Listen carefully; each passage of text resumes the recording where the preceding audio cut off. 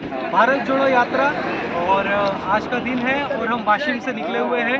कुछ कांग्रेस के कार्यकर्ताओं से हम जानने की कोशिश करेंगे कि भारत जोड़ो यात्रा के क्या मकसद है, क्या वो सच में भारत को जोड़ पाएंगे या केवल एक चुनावी स्टंट रह पाएगा, क्या कहना चाहेंगे। हमारे साथ मौजूद है विनोद बोरकर जी, जो कांग्रेस के ग्राउंड स्तर के कार्यकर्ता है और जमीन से जुड़े हुए हैं। भारत जोडो यात्रेमध्ये मागील 3 दिवसापासून आम्ही जेव्हापासून महाराष्ट्रामध्ये ही यात्रा आली तेव्हापासून आम्ही राहुलजींसोबत चालत आलो आणि मुळातच भारत जोडो यात्रेचं महत्त्व या दृष्टीने की जेव्हापासून 2014 पासून या ठिकाणी नरेंद्र मोदींच्या नेतृत्वामध्ये सरकार आलं तेव्हापासून सातत्याने या देशामध्ये जे धर्मनिरपेक्षतेचं वातावरण होतं ते विभाजनामध्ये कसं देशाला कळवलं. लोकांनी मोठ्या अपेक्षेने त्यावेळेस मोदीजींना या देशाची सत्ता सोपवलेली होती. पण तरीसुद्धा या देशामध्ये सामोपचार आणि भाईचारा कायम राखण्यासाठी जे प्रयत्न त्या स्तरावरून व्हायला पाहिजे होते ते झाले नाही आणि आज देशामध्ये अतिशय विस्मय वातावरण तयार झाले. हा देशातील एकोपा जो आधी स्वातंत्र्याच्या नंतरच्या काळामध्ये जो होता तो कायम राखण्यासाठी राहुलजींच्या नेतृत्वामध्ये आम्ही सगळे कार्यकर्ते या भारत जोडो यात्रेमध्ये आम्ही सहभागी होतो. दूसरा एक मेरा ये फिर मुद्दा था, जैसे आप कह रहे हो कि भारत में धार्मिक उन्माद बढ़ा है। धार्मिक उन्माद पहले भी था, लेकिन जिस प्रकार से कांग्रेस की आज जो स्थिति हो पाई, इतने मुद्दे हैं लेकिन उसके बावजूद एक सामान्य कार्यकर्ताओं को मौका नहीं मिल पाता और एक रिमोट कंट्रोल की जैसे नीति भी सरकार चलती है, वंशावली जो चल रही है और कई लोगों को मौका नहीं मिलता। क्या कांग्रेस रिवाइवल कर पाएगी? क्या लगता है कि ये जो यात्रा है इससे तुम्हारे जमीनी स्तर के कार्यकर्ताओं को ताकत मिल पाएगी जो राजनीतिक ताकद? निश्चितच आपण इतक्यात बघितलं की काँग्रेसमध्ये हे रिवायवल झालं आणि एक दलित नेता सर्वसामान्य घरातून तयार झालेले आमचे आदरणीय खरगे साहेब हे काँग्रेसचं नेतृत्व त्यांना मिळालं. इतिहासामध्ये आधीसुद्धा गांधी घराण्याच्या व्यतिरिक्त काँग्रेसनी अनेक अध्यक्ष या ठिकाणी दिलेले आहेत. त्याच्यामुळे काँग्रेसवरती हा आरोप की सर्वसामान्य लोकांना या ठिकाणी नेतृत्व मिळत नाही हे अतिशय चुकीचं आहे. अनेक लोक जर आपण पाहिलं विधायक असोत की एमपीज असोत खासदार असोत हा अनेक सर्वसामान्य परिवारातून आलेले लोक हे काँग्रेसमध्ये रुजले आणि ते मोठे झाले. त्याच्यामुळे या आरोपामध्ये काही तथ्य नाही. बघा कसं असते की वडिलाची प्रॉपर्टी, वडिलाचं कर्ज मुलाला, वडिलाचे संस्कार मुलाला, वडिलांचा अधिकार मुलाला आणि या गोष्टीचा जर विचार केला तर राहुलजींचे वडील या देशाचे पंतप्रधान होते. राहुलजींच्या आजी या देशाच्या पंतप्रधान होत्या. राहुलजींचे परदादा म्हणजे आजोबा पंडित जवाहरलाल नेहरू या देशाचे पहिले पंतप्रधान होते. याच्यामध्ये राहुलजींची काय चुकी असू शकते? हे तर त्यागाची भूमिका ठेवून राहुलजींनी या देशासाठी काम केलं. तुम्ही सगळे पाहिला की 2004मध्ये UPAच्या नेतृत्वामध्ये जेव्हा सरकार तयार झालं तेव्हा सोनियाजींना या देशाचा पदापासून कोणी रोखू शकत नव्हतं. अशा परिस्थितीमध्ये सुद्धा सोनियाजींनी मनमोहन सिंगांसारख्या अर्थतज्ञाला जेव्हा 1991ला या देशावरती फार मोठं आर्थिक संकट होतं त्या आर्थिक संकटातून बाहेर कार्यकर्ता यांना या देशाचा पंतप्रधान 2009मध्ये पुन्हा UPAचं सरकार झालं त्यावेळेस राहुलजी आज त्या ठिकाणी देशामध्ये एक कॉन्स्टिट्युएन्सीमधून खासदार होते. त्यांना पंतप्रधान बनवू शकले असते. पंतप्रधान तर दूर पण सोनियाजींनी त्यांना साधं मंत्रिपदसुद्धा दिलं नाही. त्याच्यामुळे या आरोपामध्ये काही तथ्य नाही की काँग्रेसमध्ये घराणेशाही चालते किंवा फक्त एक गांधी परिवारातल्या लोकांना संधी दिल्या जाते. आपने खड़गे जी का नाम लिया, आपने मनमोहन सिंह जी का नाम लिया, लेकिन आप यदि दोनों में देखेंगे तो खड़गे जी को भी आप देखेंगे तो उन्हीं के फेवरेबल माने जाते हैं. वो जैसा कहेंगे वैसा करने वाले. मनमोहन सरकार के बारे में आरोप ये था कि असल पावर सोनिया जी के पास है और मनमोहन केवल एक मोहरा है. तो क्या क्यों नहीं कांग्रेस ग्राउंड स्तर के कार्यकर्ताओं को लेकर के आ पाती है? क्यों कांग्रेस नया चेहरा खड़ा नहीं कर पाती है? आपने यदि याद होगा थरूर जी भी में थे और काफ़ी युवा थे और नए विचारों के साथ थे, लेकिन खड़गे को लाना क्या पार्टी को रिवाइवल कर पाएगी? मेरा यही महत्वपूर्ण सवाल है कि क्यों ग्राउंड स्तर के कार्यकर्ताओं को नए खोज नहीं पाते? जैसे नरेंद्र मोदी उन्होंने निकाला और भी कई बीजेपी वाले जैसे एक ग्राउंड से निकाल करके निकालते। ठीक है, टोलेबाजी अलग होगी, राजनीतिक मुद्दा अलग होगा, लेकिन काँग्रेस ऐसा क्यों नहीं कर पाती? क्यों नाही ग्रामीण क्या लोक हा तुम्ही प्रश्न विचारला, मी एक सांगू इच्छितो की नरेंद्र मोदीजींनी सुद्धा किंवा बी जे पीने म्हणा, अजून अमित शहांना या ठिकाणी भारतीय जनता पार्टीचे अध्यक्ष काय तुमचे अमित शहाजी हे ग्राउंड स्तरवरचे कार्यकर्ते होते. मग आपण स्वतःकडे न पाहता दुसऱ्यावरती आरोप करायचा. आणि खडगेजी हे सर्वसामान्य परिवारातून आलेले, त्यांच्यावर जर हा आरोप होत असेल तर तो मुळात चुकीचा आहे.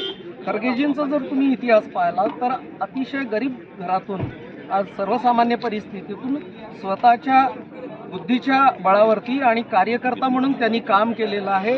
एक गिरणी कामगाराचा मुलगा या ठिकाणी या राष्ट्रीय पक्षाचा अध्यक्ष होतो. तर हा खरं पाहिलं तर काँग्रेसचा विजय आहे आणि त्याच्यामुळं हा काँग्रेसवरती आरोप या परिस्थितीमध्ये राहू शकत नाही की ग्राउंड स्तरावरच्या कार्यकर्त्याला या ठिकाणी नेतृत्व मिळेल. आणि निश्चितच एक या भारत जोडो यात्रेतून एक नवीन रिवायवल मिळेल. अनेक आम्ही पाहतो की या ठिकाणी जात असताना आता आम्ही जिथून चालत आलो तेव्हा शालेय विद्यार्थी राहुलजींच्या समर्थनार्थ बाहेर आलेले, अभियांत्रिकीचे विद्यार्थी या ठिकाणी उत्स्फूर्तपणे त्यांनी स्वतःकडून चहा नाश्त्याची व्यवस्था या ठिकाणी केलेली आहे. अनेक स्तरावरच्या बुद्धिजीवी आणि विचारवंत या देशातील लोकांना ज्यांना वाटते की आज भारतावरती संकट आहे आणि धर्मनिरपेक्ष देशाची आपल्याला गरज आहे आणि म्हणून अनेक सामाजिक संघटनांचा आज या राहुलजींच्या नेतृत्वामध्ये जी भारत जोडो यात्रा जात आहे त्याला समर्थन मिळत आहे. खुशराम जी, आप क्या कहना चाहिए? कांग्रेस की भारत जोड़ो यात्रा है, आप भी एक सामान्य कार्यकर्ता के तौर पर क्या कहेंगे, क्या प्रभाव पड़ा है इस यात्रा का?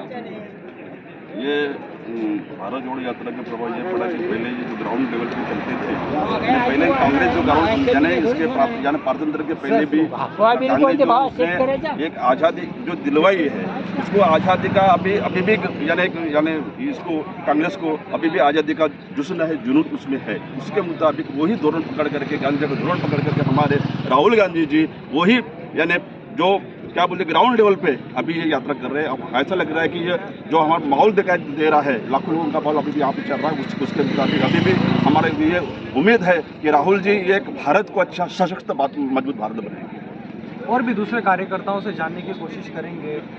भारत भाऊ जी, आप भी इस यात्रा के साथ जुड़े हुए हैं, कैसा महसूस कर रहे हैं आप इस यात्रा के साथ? आम्ही पाहतो आता 8 दिवसापासून या यात्रेमध्ये जुळलेला आहोत.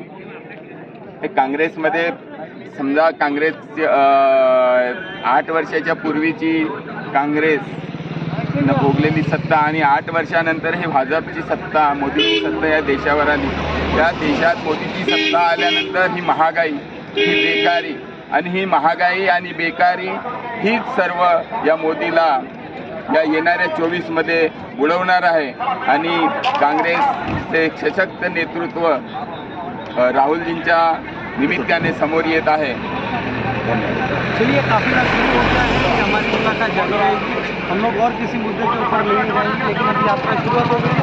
विनोद जी, आप कुछ कहना चाह रहे थे, 2 मिनिट में कहते समाप्त.